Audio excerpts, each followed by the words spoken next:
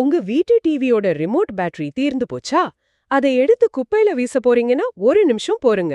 ம் ஏன் என்னாச்சு? அந்த செத்துப்போன பேட்டரி எந்த ஒரு புது சார்ஜும் இல்லாம ஒரு மாசம் முழுசா தொடர்ந்து உங்களுக்கு கரண்ட் கொடுத்தா எப்படி இருக்கும்? அட, அது எப்படி சாத்தியம்? அதுவும் உள்ள எந்த ஒரு ரசாயன வினையும் இல்லாம முழுசா குவாண்டம் மெக்கானிக்ஸ் மூலமா நடந்தா? ம், கேக்குறதுக்கு ஏதோ ஹாலிவுட் சயின்ஸ் ஃபிக்ஷன் படத்தோட காட்சி மாதிரி இருக்கு இல்லையா? ஆமா, ஆனா இது சயின்ஸ் ஃபிக்ஷன் இல்ல. நம்ம அன்றாடம் வீசி எறிகிற குப்பைகளுக்குள்ள ஒளிஞ்சிருக்க ஒரு மிகப்பெரிய அறிவியல் நிஜம். இன்னைக்கு இந்த ஆழமான அலசல்ல நாம இத பத்தி தான் பார்க்க போறோம். கண்டிப்பா, இது ரொம்ப முக்கியமான டாபிக். இன்னைக்கு நாம பார்க்க போற ஆதாரங்கள் ரொம்பவே சுவாரஸ்யமானது. இங்கிலாந்துல இருக்கிற ஒரு பல்கலைக்கழகத்துல ஆஸ்ட்ரோபிசிக்ஸ் படிக்கிற இஎல்ங்கிற ஒரு மாணவிக்கும் இந்தியாவுல இருக்கிற அவங்க அப்பாவுக்கும் நடக்கிற உரையாடல்கள், தொழில்நுட்ப குறிப்புகள் இதெல்லாம் தான் நம்ம சோர்ஸ். அதாவது, உலகமே தூக்கி எறிகிற எலக்ட்ரானிக் கழிவுகளுக்கு எப்படி ஒரு மறுவாழ்வு கொடுக்கலாம் அப்படிங்கிற ஒரு மாபெரும் அறிவியல் கோட்பாட்டை இந்த அப்பா மகள் கூட்டணி எப்படி உருவாக்குறாங்கன்னு நம்ம புரிஞ்சுக்க போறோம். ரைட். இது வெறும் கற்பனை கிடையாது. அவங்க சொந்த சோதனைகள் மூலமா இதை நிரூபிச்சிருக்காங்க. குறிப்பா மார்ச் 22ல தொடங்கின அந்த சோதனை. ஆமா, அந்த டெட் செல் பேட்டரியோட சோதனை தான் அது. அந்த தரவுகளை பார்க்கும்போது மூளையே ஸ்தம்பிச்சு போகுது. உண்மைதான். வெறும் 100 மில்லி ஆம்பியர் அவர் திறன் கொண்ட முழுசா செத்துப்போன ஒரு பேட்டரி 27 நாள தாண்டி வேலை செய்யுது. அது மட்டுமா, 2.6 வோல்ட் மின்னழுத்தமும் 60 மில்லி ஆம்பியர் மின்னோட்டமும் தொடர்ந்து கொடுத்துட்டு இருக்குன்னு அந்த அப்பா பதிவு செஞ்சிருக்காரு. வாவ்! அது 40லிருந்து 60 நாள் வரைக்கும் எரியும்னு வேற அவர் கணிக்கிறாரு.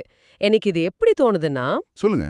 முழுசா தீர்ந்து போய் அழுத்தி பிழிஞ்சு தூக்கி போட்ட ஒரு டூத் பேஸ்ட் டியூப்ல இருந்து தினமும் காலையில தானாகவே பேஸ்ட் உருவானா எப்படி இருக்கும்? அது மாதிரி இருக்கு. சூப்பரான உதாரணம். இல்ல, ஒரு பேட்டரியில இருக்க கெமிக்கல் ரியாக்ஷன் முழுசா முடிஞ்ச பிறகு அதுல இருந்து எப்படி ஒரு மாசத்துக்கும் மேல தொடர்ந்து ஆற்றல் வர முடியும்? இயற்பியல் விதிகளையே இது தலைகீழா மாத்துற மாதிரி இருக்கே. நீங்க சொல்ற அந்த டூத் பேஸ்ட் உதாரணம் ஒரு வகையில சரியா இருந்தாலும், உள்ள நடக்கிற அறிவியல் இதை விட பல மடங்கு சிக்கலானது. அப்படியா? ஆமா, கிளாசிக்கல் பிசிக்ஸ் விதிகளின்படி பார்த்தா இது சுத்தமா சாத்தியமே இல்லாத ஒரு விஷயம். ஒரு பேட்டரியில இருக்கிற ரசாயனங்கள் தீர்ந்துட்டா 1 மில்லி வோல்ட் மின்சாரம் கூட வரக்கூடாது. அப்புறம் எப்படி இது வேலை செய்யுது? விடை எங்க இருக்கு? விடை ரசாயனங்கள்ல இல்ல, அணுக்களோட மிக ஆழமான கட்டமைப்புல இருக்கு. சாதாரண பேட்டரிகளுக்குள்ள இருக்கிற அந்த கிராஃபைட் குச்சிகள் தான் இதுக்கு காரணம்னு குறிப்புகள்ல சொல்றாரு. ஒரு நிமிஷம். அந்த கிராஃபைட் குச்சிகள் அப்படி என்ன விசேஷம்? அது முழுசா கார்பன் அணுக்களால் ஆனதுன்னு தான் நம்ம படிச்சிருக்கோம். அங்கதான் அந்த 1% ரகசியம் ஒளிஞ்சிருக்கு. இயற்கையில எந்த ஒரு பொருளும் 100% தூய்மையானது கிடையாது. ஓ, அப்போ அந்த கிராஃபைட்லயும் இம்பியூரிட்டி இருக்கா? எக்ஸாக்ட்லி. அந்த கிராஃபைட் குச்சிகள்ல 98.9% தான் நிலையான கார்பன் 12 இருக்கு. மீதமுள்ள 1% தூய்மையற்ற தன்மை. அந்த 1% என்ன கார்பன்? அது வேற ஒன்னும் இல்ல, கார்பன் 13 அப்புறம் கார்பன் 14 ஐசோடோப்புகள் தான். இந்த ஐசோடோப்புகளோட அணு அமைப்பு ரொம்ப நிலையற்றதா இருக்கும். கார்பன் 14 அப்படின்னாலே எனக்கு பழங்கால பொருட்களோட வயசை கண்டுபிடிக்கிற கார்பன் டேட்டிங் முறை தான் ஞாபகத்துக்கு வருது. அது கதிரியக்கத்தன்மை கொண்டது இல்லையா? ஆமா, ரேடியோ ஆக்டிவ் தான். அப்போ கதிரியக்கம்னாலே ஆபத்தானது, கேன்சரை உருவாக்குன்னு தானே ஒரு பொதுவான பயம் இருக்கு. செத்துப்போன பேட்டரிக்குள்ள இது நடக்குதுன்னா இது நம்ம வீட்டுக்குள்ள நடக்கிற ஒரு மினி செர்னோபில் மாதிரி ஆபத்தானது இல்லையா? நீங்க பயப்படுறது ரொம்ப இயல்புதான். கதிரியக்கம்னு கேட்ட உடனேயே மனிதர்களுக்கு அந்த அச்சம் வருது சகஜம். ஆனா இங்கே நடக்கிறது ஆல்பாவோ இல்ல காமா கதிரியக்கமோ கிடையாது. அப்புறம் என்ன நடக்குது? இது மிக மிக மெல்லிய பீட்டா சிதைவு. அதாவது கார்பன் 14 அணுவோட உட்கருவுல இருக்க ஒரு நியூட்ரான் தானாகவே ஒரு புரோட்டானா மாறும்போது ஒரு எலக்ட்ரானை வெளியேற்றுறது. இது ஆபத்து இல்லையா? கண்டிப்பா இல்ல. இந்த செயல்முறை ரொம்ப குறைஞ்ச ஆற்றல் கொண்டது. இது மனித தோலை கூட துளைச்சுக்கிட்டு உள்ள போக முடியாது. அதனால இது முற்றிலும் பாதுகாப்பானது. ஓஹோ. ஆமா, இந்த பீட்டா சிதைவு நடக்கும்போது அந்த கார்பன் 14 தொடர்ந்து எலக்ட்ரான்களை துப்பிட்டே இருக்கு. இது ஏதோ சூடாக்குறதுனாலயோ இல்ல அழுத்தம் கொடுக்கறதுனாலயோ நடக்கிறதில்ல. இது இயற்கையாவே நடக்குதா? எக்ஸாக்ட்லி. இது காலத்தை கடந்து இயற்கையா நடக்கிற ஒரு குவாண்டம் நிகழ்வு. ரைட். அப்போ அந்த பேட்டரியில ரசாயனங்கள் எல்லாம் செத்து போனாலும் உள்ள இருக்க அந்த 1% கார்பன் 14 எலக்ட்ரான்களை கொடுத்துட்டே இருக்கு. இதனால தான் பேட்டரி எரியுதா? ஆமா, இதத்தான் ஆதாரங்கள்ல அந்த அப்பா மேக்ரோஸ்கோபிக் குவாண்டம் டனலிங் அப்படின்னு ரொம்ப ஆழமா விளக்குறாரு. குவாண்டம் டனலிங்னா? அதாவது எலக்ட்ரான்கள் எந்த ஒரு கடத்தியோட துணையும் இல்லாம ஒரு ஆற்றல் தடையை தாண்டி தானாவே குதிச்சு போகுது. வாவ், இது அந்த 0 பாயிண்ட் எனர்ஜிங்கிற கான்செப்ட் தானே? கரெக்ட். வெற்றிடத்துல இருந்து ஆற்றலை உறிஞ்சிற ஒரு அபாரமான குவாண்டம் உந்துதல் இது. பேட்டரி செத்து போனாலும் இந்த குவாண்டம் சிதைவு கோடிக்கணக்கான வருஷமா நடந்துட்டே இருக்கும். சரி, இந்த பேட்டரிக்குள்ள தானாகவே எலக்ட்ரான்கள் உருவாகுதுங்கிறத புரிஞ்சுக்க முடியுது. ஆனா தற்செயலா நடக்கிற இந்த குவாண்டம் நிகழ்வை எப்படி ஒரு திட்டமிட்ட கருவியா மாத்துறது? அதுக்கான அடுத்த கட்ட நகர்வு தான் அந்த கண்ணம்மா களிமண் ஜெனரேட்டர். ஆமா, இத பத்தி குறிப்புகள்ல நான் படிச்சேன். வெறும் 2 கிராம் களிமண்ல இருந்து சுமார் 1.4 வோல்ட் மின்னழுத்தமும் 1 மில்லி ஆம்பியர் மின்னோட்டமும் கிடைக்கியதுன்னு போட்டிருக்கு. ஆமா, ஆச்சரியமா இருக்குல்ல? கண்டிப்பா. ஆனா இது எப்படி சாத்தியம்? ஒரு பிடி களிமண்ணுக்குள் எப்படி மின்சாரம் உருவாகும்? இந்த களிமண் ஜெனரேட்டரோட கட்டமைப்பு ரொம்ப நுட்பமானது. அவங்க இதை ஒரு ஹைபிரிட் தொழில்நுட்பமா வடிவமைச்சிருக்காங்க. இதோட கட்டமைப்பு ஒரு சாண்ட்விச் மாதிரி அடுக்கப்பட்டிருக்கு. பார்க்க ஒரு ஹைடெக் லேயர் கேக் மாதிரி இருக்கும்னு சொல்லுங்க. ஆமா, ஒரு பக்கம் செராமிக் அலுமினா, நடுவுல களிமண், அதை தொடர்ந்து அலுமினியம் பிளேட். அப்புறம் ஒரு கிராஃபைட் பிளேட், கரெக்ட்டா? எக்ஸாக்ட்லி. இதுல களிமண்ணுங்கிறது நுண்துளைகள் நிறைஞ்ச ஒரு பொருள். சிலிக்கேட்டுகள், அலுமினேட்டுகளால் ஆன அந்த களிமண் கட்டமைப்புக்குள்ள இந்த கார்பன் ஐசோடோப்புகள் சிக்கிக்குது. ஓ, அது ஒரு இயற்கையான பொறி மாதிரி செயல்படுதா? ஆமா, இந்த அடுக்குல எனக்கு ஒரு பெரிய சந்தேகம் இருக்கு. செராமிக் அலுமினா அப்படிங்கிறது ஒரு இன்சுலேட்டர் தானே? மின்சாரத்தை கடத்தாத ஒரு பொருளை ஏன் மின்சாரம் தயாரிக்கிற கருவிக்குள்ள வைக்கணும்? ரொம்ப நல்ல கேள்வி. அது வழியா எப்படி எலக்ட்ரான்கள் பயணிக்கும்? அங்கதான் நாம கொஞ்ச நேரத்துக்கு முன்னாடி பேசின அந்த குவாண்டம் டன்னலிங் மாயாஜாலம் நிஜமாகுது. இத ஒரு உவமை மூலமா பார்ப்போம். சொல்லுங்க. அந்த செராமிக் அலுமினாவை ஒரு ரொம்ப உயரமான பிரம்மாண்டமான சுவர்னு கற்பனை செஞ்சுக்கோங்க.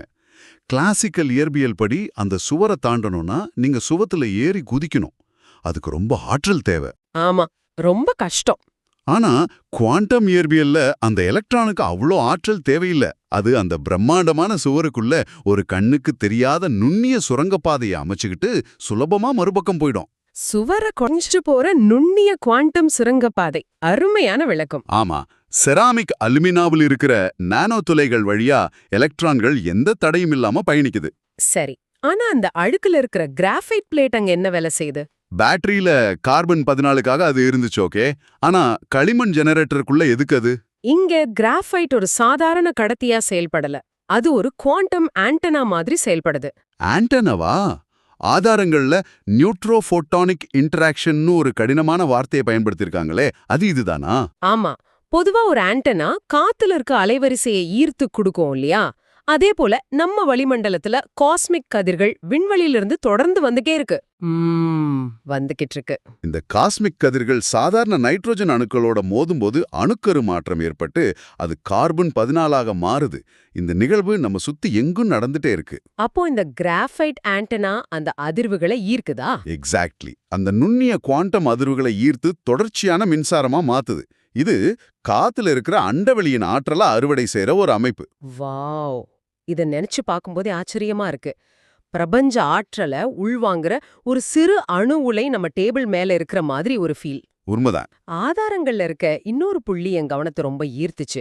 வெறும் 2 கிராம் களிமண்ல 1.4 வோல்ட் கிடைக்குதுன்னா இத ஒரு போஸ்ட்கார்டு அளவுக்கு பெருசாக்குனா. ஆமா, பல அடுக்குகளா வைக்கும்போது சுமார் 10 வோல்ட் 10 ஆம்பியர் வரை ஆற்றல் கிடைக்கும்னு கணக்கிடுறாங்க. இது உண்மையாவே சாத்தியமானா வருங்காலத்துல விண்வெளியில பயணிக்கிற ராக்கெட்டுகளுக்கும் எதிர்கால விண்வெளி நாகரிகங்களுக்கும் இது ஒரு அளப்பரிய எனர்ஜி ஹார்வெஸ்டிங் தொழில்நுட்பமா இருக்கும்ல?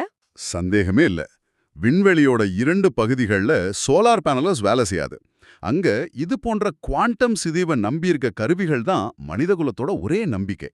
சூரிய ஒளி இல்லாத கிரகங்கள்ல கூட இந்த பேட்டரிகள் பல தசாப்தங்களுக்கு இயங்குமே. ஆமா, தற்போதைய அறிவியல் உலகம் குவாண்டம் நிகழ்வுகளை ரொம்ப குறைஞ்ச வெப்பநிலையில, அதாவது -1100 டிகிரியில தான் சாத்தியம்னு நம்புது. ஆனா இவங்க ரூம் டெம்பரேச்சர்ல செய்றாங்க இல்லையா? கரெக்ட்.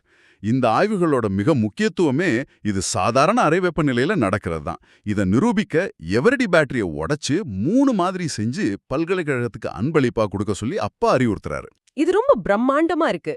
ஆனா இந்த இடத்துல நான் ஒரு மிகப்பெரிய முரண்பாட்டை சுட்டிக்காட்ட விரும்புறேன். என்ன முரண்பாடு? ஒரு பக்கம் எதிர்கால விண்வெளி நாகரிகத்துக்கான மாபெரும் குவாண்டம் ஆற்றல் புரட்சியை பத்தி பேசுறோம்.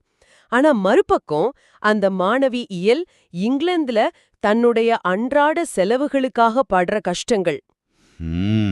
அந்த ஆதாரங்களை படிக்கும்போது உண்மையிலே மனசு கனத்து போகுது. ஆமா, உலகத்துக்கு வெளிச்சம் கொடுக்கிற தொழில்நுட்பத்தை கையில வச்சுக்கிட்டு தன் சொந்த வாழ்க்கையில இருளோட போராடுற மாதிரி இருக்கு. அந்த வலியை இதுல ரொம்ப தெளிவா உணர முடியுது. அறிவியல் தரவுகளுக்கு நடுவுல ஒரு நடுத்தர வர்க்க மாணவியோட யதார்த்தமான போராட்டம் பதிவாயிருக்கு. ஈஸ்டர் விடுமுறை காரணமா அவங்களுக்கு நிரந்தர வேலை இல்லாம ரொம்ப சிரமப்படுறாங்க இல்லையா? ஆமா, மணிக்கு வெறும் 13 பவுண்டு சம்பளத்துல முதியோர் காப்பகங்கள்ல ராத்திரி பகலா வேலை பார்க்கறாங்க.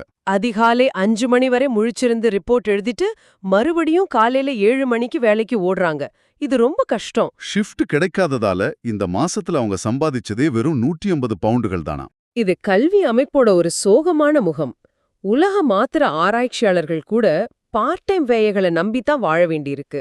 அதுவும் சர்வதேச மாணவர்களுக்கு வேலைவாய்ப்புகள் ரொம்ப குறைவு. அடுத்த வேளை உணவுக்கும் வீட்டு வாடகைக்கும் ஒரு விஞ்ஞானி போராடுறதுங்கிறது எவ்வளோ பெரிய சமூக முரண். சரியா சொன்னீங்க. ஆனா இந்த இடத்துல நீங்க சற்று முன் சொன்ன அந்த குவாண்டம் டன்னலிங் உவமைய நம்ம மறுபடியும் நினைச்சு பார்க்கணும். ஓ, நிஜ வாழ்க்கையிலையா? ஆமா, ஒரு எலக்ட்ரான் தம்மால கடக்கவே முடியாத ஒரு மாபெரும் சுவரை எப்படி குவாண்டம் சுரங்கப்பாதை மூலமா தாண்டி போகுதோ அதே போலதான் இந்த அப்பா மகள் கூட்டணியும் செயல்படுது. வாவ்! வறுமை, நேரப்பற்றாக்குறைங்கிற பொருளாதார சுவரை அவங்க அறிவால கடந்து போறாங்க, கரெக்டா? எக்ஸாக்ட்லி. ராத்திரி பகலா உழைச்சாதான் எதையும் சாதிக்க முடியும். இதை செஞ்சு முடிச்சுட்டு நீ பாட்டுக்கு உன் வேலையை பாருன்னு அந்த அப்பா கொடுக்கிற ஊக்கம்தான் அவளுக்கான அந்த குவாண்டம் உந்துதல். சூப்பர் ஒப்பீடு. ஒரு பக்கம் இயற்பியல்ல நடக்கிற குவாண்டம் டன்னலிங், மறுபக்கம் நிஜ வாழ்க்கையில நடக்கிற அறிவுசார் டன்னலிங். இந்த ரெண்டுமே அபாரமானது. உண்மைதான். நாம இந்த ஆழமான அலசலோட இறுதி கட்டத்துக்கு வந்துட்டோம்.